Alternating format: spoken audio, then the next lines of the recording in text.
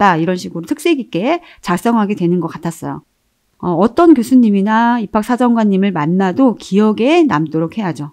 이렇게 작성된 생기부라서 그런지 서울대, 공대, 카이스트까지 모두 합격했고 좋은 새 특을 부르는 만점 이상의 수행평가부터 어처구니 없던 감점까지.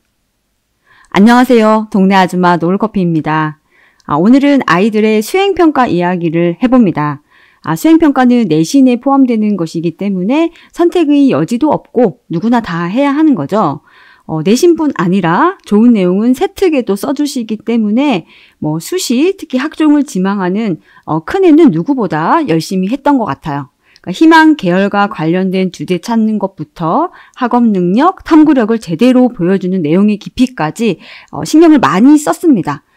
그래도 어처구니 없이 감점돼서 등급이 내려가기도 했고요.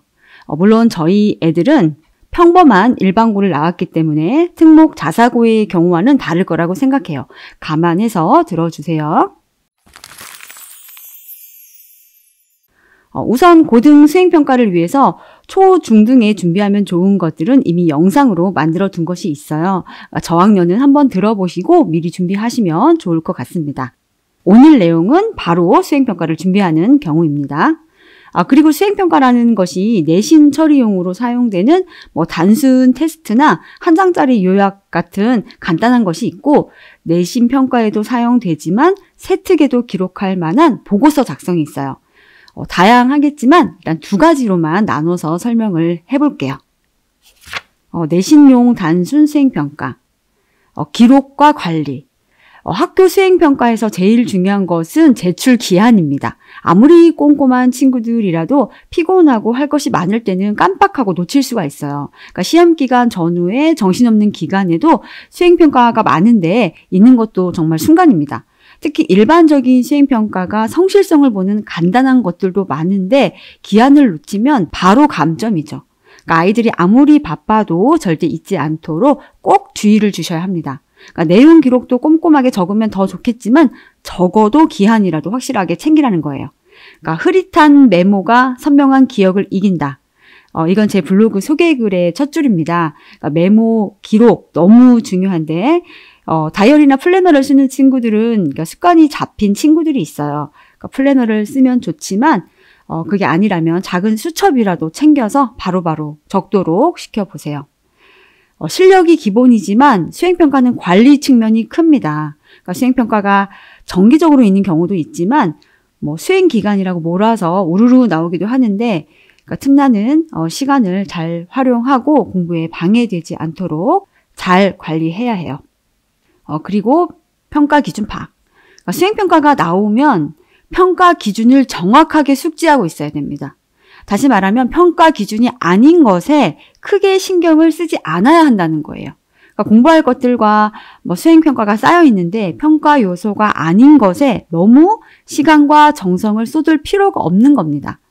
이게 너무 당연한 기준인데 아이들이 이걸 잘 안 봐요. 그러니까 무작정 그냥 시작하기도 하거든요.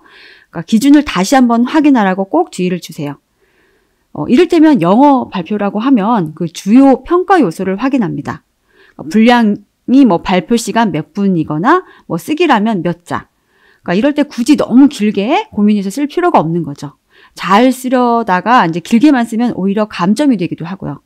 또 발음 같은 것이 평가 요소가 아니라면 신경 쓰지 않고 자신 있게 발표하면 되는 겁니다. 특히 정시생이라면 더욱 더 기타 등등의 의미부여하지 말고 평가 기준을 정확하게 확인해서 시간 낭비하지 않으셔야 합니다. 딱 할 것만 하세요. 그리고 성의를 보인다. 그러니까 형식적으로 하는 기본적인 평가라도 어떻게 임해야 할까요? 아무리 간단한 테스트라고 하더라도 평가는 평가입니다. 당연히 정성껏 임해야 하는 거죠. 그러니까 대충 해도 잘 나오는 게 있지만 모든 일에 최선을 다해야 하는 겁니다. 그리고 학교 수행평가는 회사 프로젝트 발표가 아니에요. 그러니까 아주 명확하게 분량 줄여서 핵심만 보여주는 회사 발표가 아니라는 거죠. 평가 요소의 분량이 명확하지 않다면 그래도 어느 정도는 길게 쓰고 디자인 같은 것도 신경 써서 준비를 하세요. 그리고 무엇보다 진지하게 임하는 모습을 보여줘야 합니다. 그러니까 그러니까 저희에도 1점이 아쉬울 때 정말 안타까운 수행평가가 있었어요. 저는 수행평가 하면 솔직히 몇 날 며칠 그 고심해서 쓰던 보고서보다 이 생각만 납니다. 그러니까 아이 영어 발표 수행평가였는데요. 그러니까 아이 학교에서 이제 영어 하면 저희 애였거든요. 발음도 뭐 아이를 시키기도 하시고 선생님께서 심지어 주관식 채점할 때 이런 것도 답이 맞느냐 물으신 적도 한 번 있다고 해요. 발표 대본도 이제 금방 쓰고 암기도 아주 철저하게 이제 준비를 했습니다. 그러니까 술술 이렇게 좀 쓰는 내용이라 그런지 암기도 곧잘 해요, 애들이. 그런데 이제 발표를 하는데 그러니까 친구들이 장난을 친 거예요. 그러니까 발표 시간에 막 재미있는 얼굴 표정을 지으면서 이제 웃기기를 한 모양입니다. 그런데 다른 친구들은 이제 모두 긴장해서 이제 열심히만 했다고 하는데 이제 우리 애는 이제 본인은 이제 웃음을 참지 못하고 발표 중간에 이제 웃었다지 뭐예요. 결국 그때 5점 감점을 맞았어요. 그러니까 시험은 제일 잘해놓고 2등급을 그때 맞았습니다. 제가 그 소리를 듣는데 하도 화가 나서 한동안 말도 하기 싫더라고요. 제가 뭐라고 막 하니까 또 그럴 수도 있다는 아이 때문에 화병이 나서 죽는 줄 알았습니다. 그러니까 단위수도 큰 과목에 떡하니 이제 등급도 내려갔고, 아이들에게 늘 진심으로 임하라고 어떤 수행평가든 꼭 성의를 보이라고 말씀해 주세요. 그리고 결과 확인. 그러니까 점수가 잘 안 나왔을 때는 결과를 물어도 좋습니다. 어떤 부분을 잘못해서 그런 건지 확인을 해야 다음 그 수행평가에서는 이제 보충을 해서 준비할 수가 있어요. 또 오류가 있다면 혹시 점수가 오를 기회도 생길 수 있고요. 이때 물론 예의 바르게 해야 합니다. 그렇게 예의 있게 할 자신이 없다면 안 하는 게 나을 수도 있을 것 같아요. 따져 묻는 것과 예의 있게 궁금한 점 보완하려고 묻는 건 아예 다르다는 것. 이제 이거 굳이 설명하지 않겠습니다. 그냥 결과만 물어보시면 좋을 것 같아요. 이제 두 번째. 세특도 기대하는 보고서 수행평가. 수행평가 만점도 바라지만 세특에도 기록될 수 있도록 보고서를 준비합니다. 그러니까 모든 과목, 모든 보고서를 다 그렇게 하기는 힘들지만 주요 과목에는 이제 신경 써서 작성하는 보고서가 있어야죠. 사실 큰애 때는 수시가 78% 정도여서 세특 수행평가에도 아주 목숨을 걸었었습니다. 그때 소논문 기록이 금지되기 시작했었는데 그 정도 급으로 쓰는 게 일반적인 거였죠. 그러니까 저희 애도 매 보고서 쓸 때마다 실험 보고서 정도로는 작성을 한 것 같아요. 아이는 이제 중학교 때 영재원을 나왔고 고등학교 때는 영재학급을 다니면서 기본 실험도 많이 해봤고 주제도 많이 가지고 있었기 때문에 조금은 수월했다고 생각은 합니다. 지금은 이제 생기부 반영 부분도 많이 줄었고 글자 수도 줄었기 때문에 하나를 하더라도 사실 제대로 해야 합니다. 이때 중요하게 생각해야 할 것은 그저 열심히 했다, 성실하게 했다 정도로는 안 된다는 거예요. 뛰어난 세특이 될 수가 없습니다. 단순하게 정보 검색을 많이 해서 그 내용을 많이 담기만 한다고 또 좋은 것도 아니고요.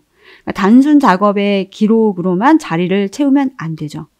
그러니까 어차피 이것도 선생님께서 해주시는 것들이지만 그래도 최대한 학업 능력을 보여주고 발전하는 모습을 담아야 합니다. 그러니까 이를테면 저희 애는 주제부터 신경을 썼는데요.